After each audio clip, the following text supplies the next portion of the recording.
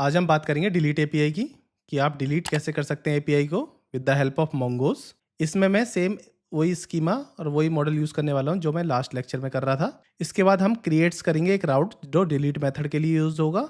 उसके बाद हम डिलीट एपीआई का जो लॉजिक है हम कंट्रोलर के अंदर लिखेंगे और रिमूव कराएंगे डेटा को बाय यूजिंग आईडी, क्योंकि डिलीट ऑपरेशन जो परफॉर्म होता है वो बेस्ड ऑन आईडी होता है। जब आप एक पर्टिकुलर यूज़र की आईडी प्रोवाइड कराओगे, उस आईडी के बेस पे ही उस पर्टिकुलर यूज़र या पर्टिकुलर उस यूज़र की एंटिटी जो है डिलीट कर सकते हैं आप। तो ये सब आप करेंगे use dot find by ID and delete method से, जिसमें आप request dot params dot ID से आप आईडी उठा सकते हो, क्योंकि आईडी आपको यूआरएल में ही मिलने वाली है।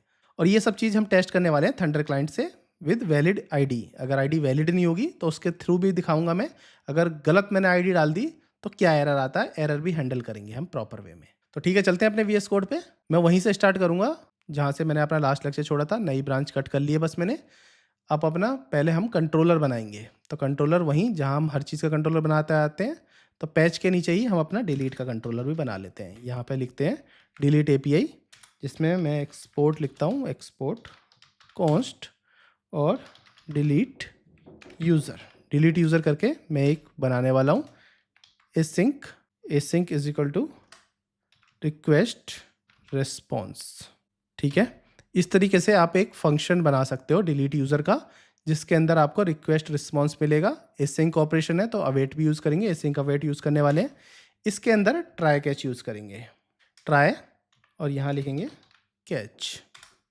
कैच में एरर, जैसे हम एरर देते आए हैं उसी तरह से यहाँ एरर देंगे, एरर डिलीटिंग डेटा।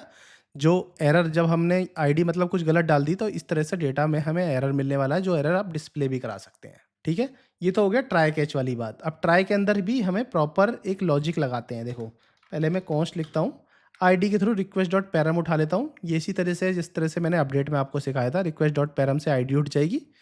उसके बाद एक कॉन्स्ट लिखते हैं और यहाँ लिखते हैं डिलीटेड यूज़र। डिलीटेड यूज़र, यहाँ से देखो अवेट लिखा है, यूज़र से मुझे find by ID and delete method मिलेगा। इसके अंदर आप आईडी दोगे जो रिक्वेस्ट डॉट पैरम से उठ के आएगी, उससे आपका यूज़र फाइंड करके आएगा, इसके अंदर सेव करा देगा। ये तो हो गया पहला logic.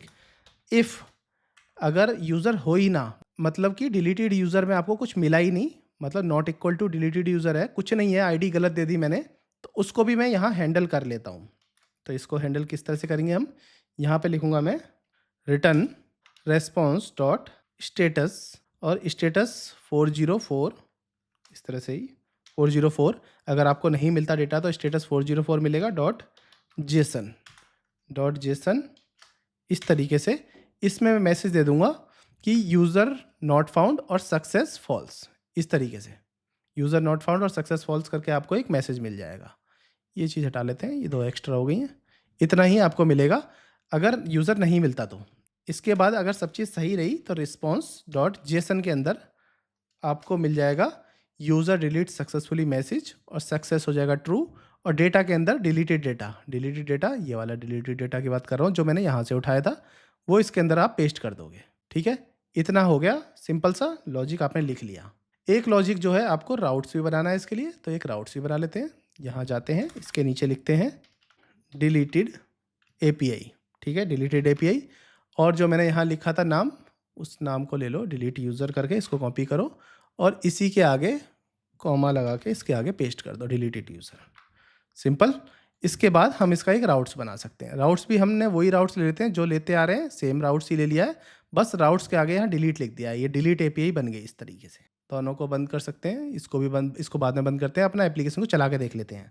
Node hyphen watch app dot JS.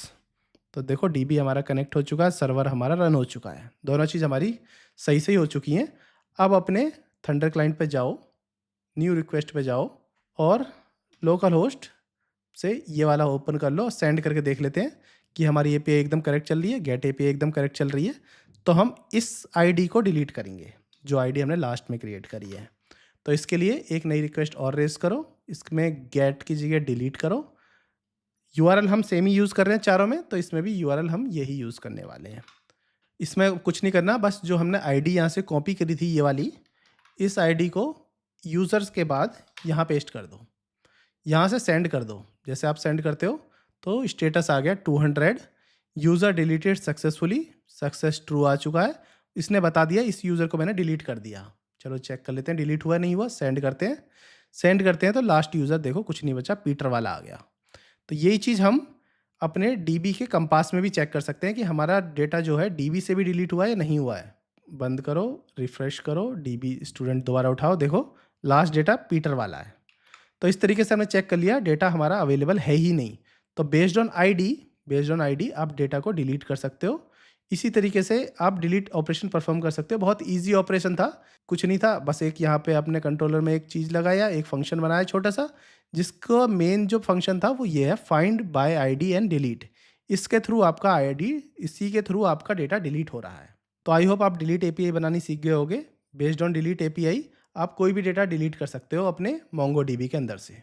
तो अभी के लिए इतना ही, फिर मिलते हैं नेक्स्ट लेक्चर में। अगर मेरी वीडियो इन्फॉर्मेटिव लग रही हो तो प्लीज़ सब्सक्राइब जरूर कर दें दोस्तों मेरे चैनल को।